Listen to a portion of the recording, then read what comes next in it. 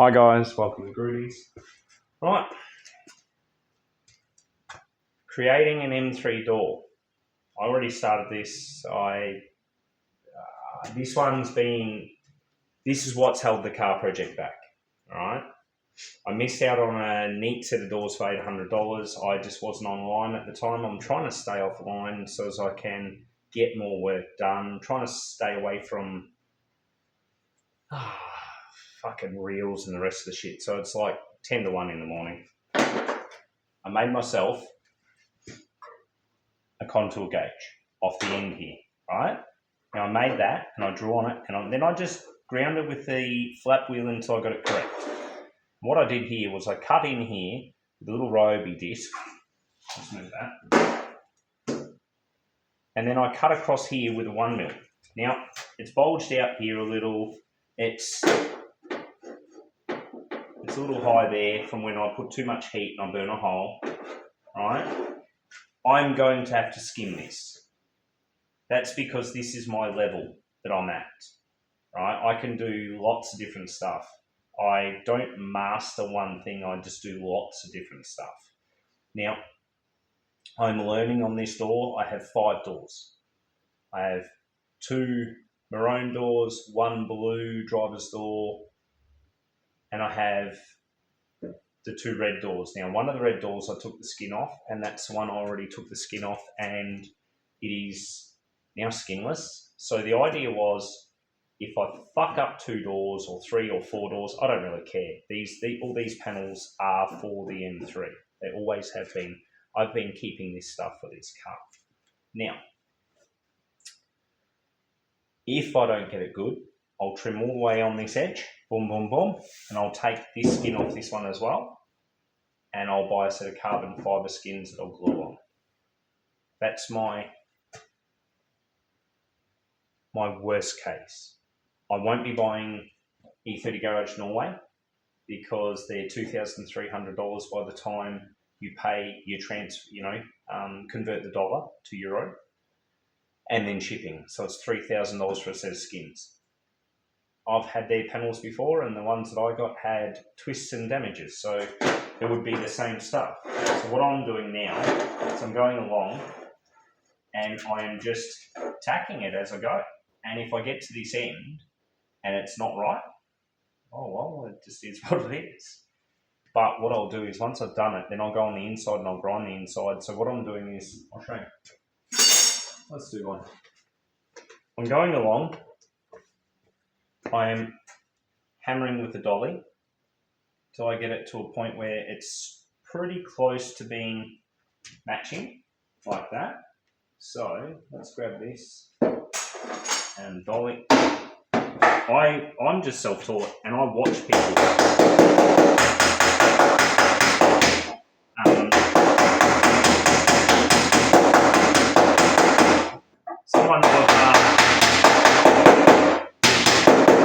Someone I've been watching is Stout Metalworks. She's very, very good at what she does. And what it is with her, she can teach. She's very good at teaching. And I like what she does. So what she does is she just shows people what she's doing quietly. Unlike me. So what I've been doing is going along like this, and then once I've got my weld on there, flattening the weld out. I don't know if it's correct, but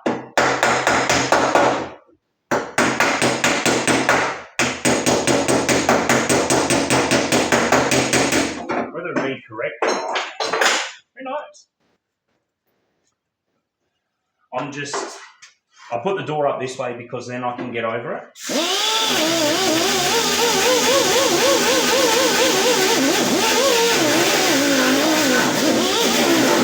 I'm just trying to keep as much heat out as I can.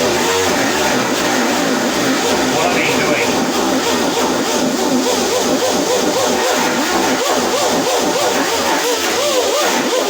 Now I haven't knocked any paint off on the inside either, which is a bit naughty on my part, but I've been trying to keep it as clean as I can as I go.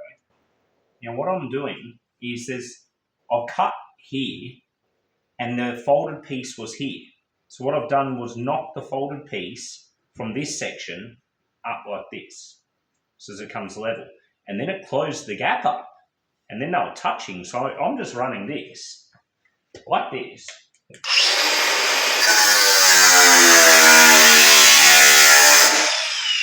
I'm running that through there, so when I do get it all close, I'm just welding that gap. And look at this. It's not bad. It's holding some sort of tautness, which is good. So once it's fully welded, we'll know if I've done amazing, or if I've done okay, or if it's a wavy Bells Beach summer's day, all right? But if I don't try, I won't know. And I've got stuff like, I've got so much like metal tools and stuff, and any which way you look at it. So you see what I've done here? Wait, let's see if I can see that, just to make sure. Yeah, right. So here, it's lower here, higher here. So what I'm going to do is I'll put it down here, and then that, if you grab this, gives you an idea how close that is. All right, so I can bring it this way a bit more. Where are we there? That's perfect. So I'll weld that. All right, and I can feel it. And then with the hammer, you can get them to straighten a little better. All right, and then next one. So this is what I'm doing, and you can see, I'll show you a little bit of this in a little bit.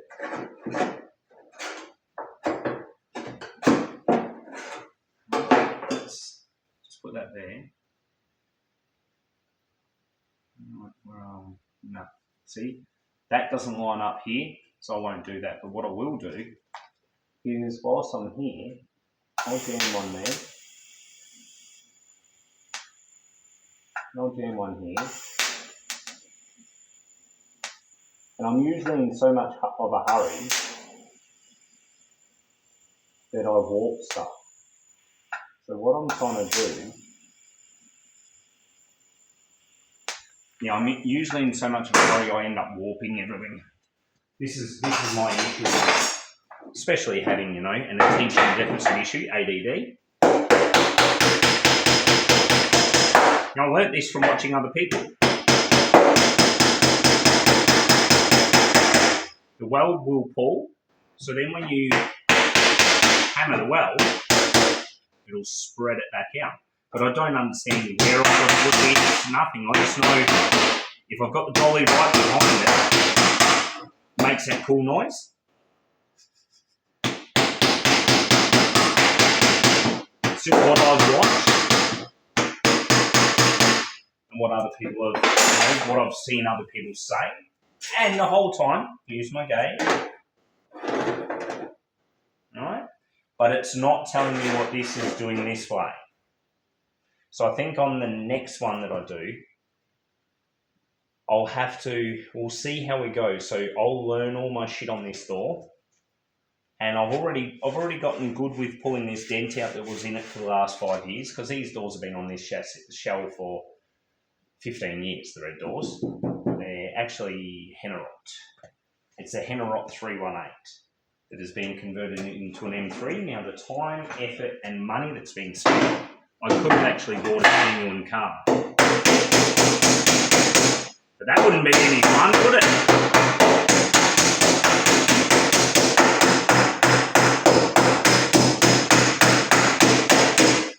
Now here,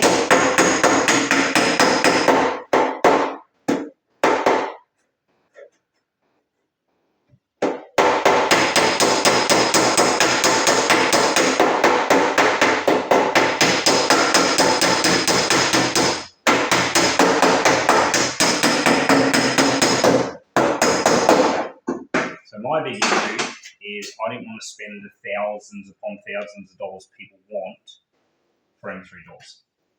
I needed to, but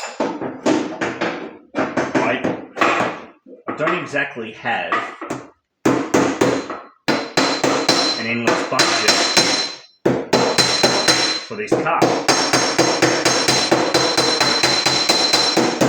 Right, so that's a bit high there now. So what I might have to do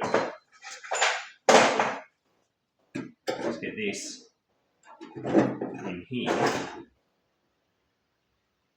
That's better. And what that should do is that'll shrink it back too. Right.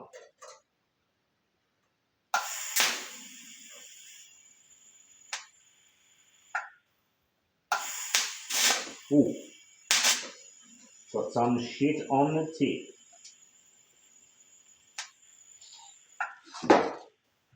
Everything that I know, right? So anyone that watches this stuff that doesn't know who I am or has never met me, you've got to understand everything I know, I learned from trying and making mistakes, like some of the ones that we're making now, that people that know what they're doing can see. So if you think you've got some better information, by all means, put in the comments. Just is what it is. It's kind of working. So I'm not really devastated that I can't get in behind here easily. So I may leave that groove, and then what I'll do is I will start to move down here. So I'll grab my cut-off wheel tomorrow and I'll clean in there. Then I'll start to move down and there will be that little bit of gap. That'll be fine. That'll work. And then I'll get up to here and I'll just tap it all together and then just weld it up and just see how it looks. The best case scenario, I don't have to buy a set of M3 doors. And this is the thing. Everybody always asks, what's the worst case scenario? Maybe you should ask yourself, what's the best case scenario? That's what people should be doing, right? Look, I'll grab the phone so you can see. Right. The best case scenario is I actually get it flat, fill these holes, and it has a slight skim of some Rage or something similar, because I like Rage Gold because that's what I learned how to use when it comes to bog. So I'll just put a little bit of filler. I just didn't want to fill that complete, because it's quite deep, and what happens is when you fill them, it cracks out and falls out because it's heavy and it's on the door.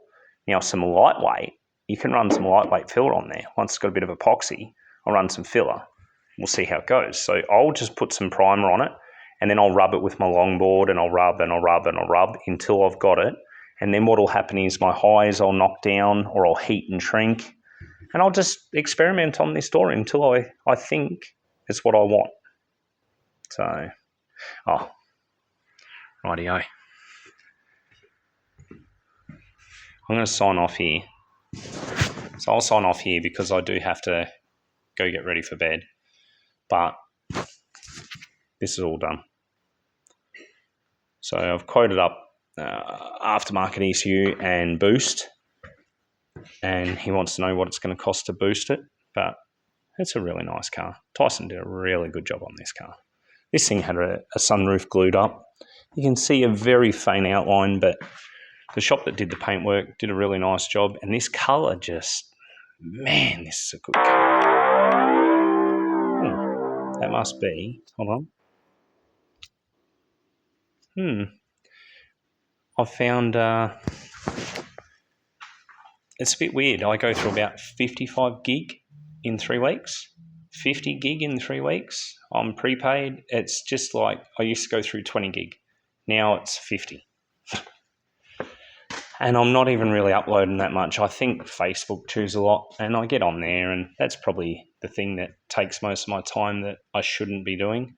But stuff like this, I enjoy my job, enjoy what I do. But I had to do something on this tonight. So this is the passenger door. I'll continue on with this stuff. You can see it's actually quite deep. And look, what I'll do on the next one is I might just do a panel piece at a time and just move along and see if I can get the next one to conform really nicely. We'll see. Well, you have a lovely evening, day, whenever you're watching this. And that's me making an E30 M3 door from a standard door.